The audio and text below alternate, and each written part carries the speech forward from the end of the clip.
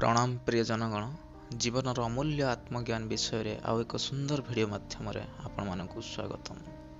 दुनिया रे आमे समस्ते भगवान को आराधना करू, किंतु भगवान का आराधना पाए जो भक्ति आवश्यक प्रकृत भक्ति ताहा ही आम मानकु जणा नाही। सत्य कथा सब बेले मन को आघात दिए, कहीं सत्य जानी मध्य अहंकार वशवर्ती होई सत्य को ग्रहण करिवार साहस मनर न थाए।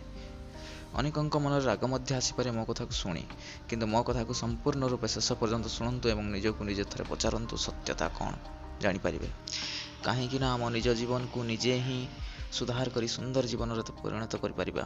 प्रकृत भक्ति कौन? निस्वार्थ प्रभाव सह आत्मा सह परमात्मा को संजोग को भक्ति कह जाए, किंतु आम विधि अनुसार पूजार्चना करदे निज को भक्त कहूँ। आम समस्ते प्रत्येक दिन सकाळ एवं संध्यारे निज निज घरे भगवान को आराधना करती। कहीं प्रत्येक सोमवार मंदिर दर्शन करी मध्य भगवान को आराधना करती। कार्यविधि हिसाब से आम भगवान का आराधना तो संपूर्ण करदे, किंतु अंतर रे आत्मिक भक्ति टिकिए भी नहीं। कहीं प्रकृत भक्ति हेउची ताहा जहाँ निस्वार्थ प्रभाव सह आत्मार परमात्मा सहित संजोग, किंतु आजिकाली भक्ति व्यावसायिक और भावावेग परिणत हो गलानी। भगवान तो सर्वज्ञ, तांकु सब जना, तथापि ताहा जानी मध्य भगवान को सब व्यावसायिक भाव स्थापित करुचे।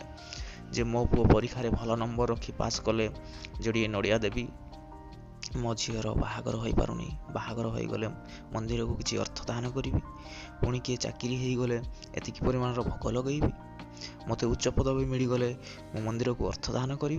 एहीपरि स्वार्थपरता भाव नहीं समस्ते भगवान को आराधना करुचे एवं निजको जड़े बड़ा भक्त भाव में दुनिया आगे प्रदर्शित करुचे। सूरदास, मीराबाई, शंकरादेव परी भक्त तो भक्ति को केवल निस्वार्थ भाव एवं अंतरात्मार पवित्रता उज्ज्वलता परिप्रकाश माध्यम भाव स्थापित करथिले। मात्र आमे माने से भक्ति को स्वार्थपरता भाव में आत्मार शुद्धता पवित्रता परिवर्तन निजर कामना और इच्छा पूरणर माध्यम रे परिणत करदेले आ ताहाको भक्तिर मान्यता देउछे। भक्ति तो अंतरात्मार परमात्मा प्रति निस्वार्थपर एवं शुद्ध और पवित्र संबंध, किंतु अंतरात्मार शुद्धता और पवित्रता परिवर्ते बाहर दुनियार कामना जेमिति चाकरी बाहागर उच्च पदवी परी अनेक मनर जो स्वार्थपर भावना उठुची ताहाको भगवान को निकट रे भिक्षा प्रार्थना करुचे एवं भक्ति नाम स्वार्थपरता और पवित्रता जोड़ी दउछे। आजिकाली समस्ते एते दिन हीन चिंताधारार हो गलुणी जे मंदिर जाई मंदिर बाहर एवं एमिति कि भगवान को सम्मुख रे मध्य रील्स एवं फोटो उठाई व्हाट्सएप स्टेटस इंस्टा रील रे पोस्ट करी प्रमाण करुचे जे मु गोटे बड़ भक्त, मोर भगवान को प्रति गभीर भक्ति अच्छी।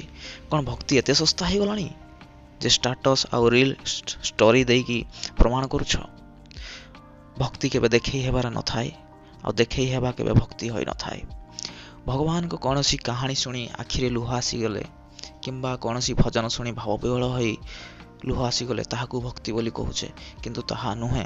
कहीं ताहा तो बाहर कार्यर प्रतिक्रिया अटे।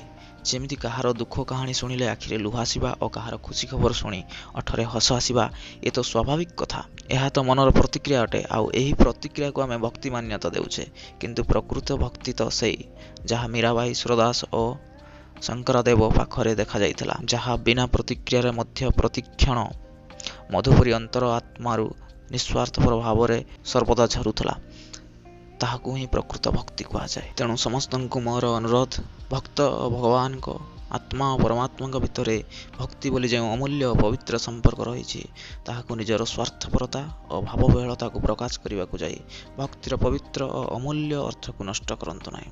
मीराबाई, सूरदासंक परी निस्वार्थ भाव सह परमात्मा को भक्ति करंतु एवं आनंदमय जीवन निर्वाह करंतु। आज एतिकी पुणी थे गोटे सुंदर एवं गुरुत्वपूर्ण भिडियो माध्यम देखा।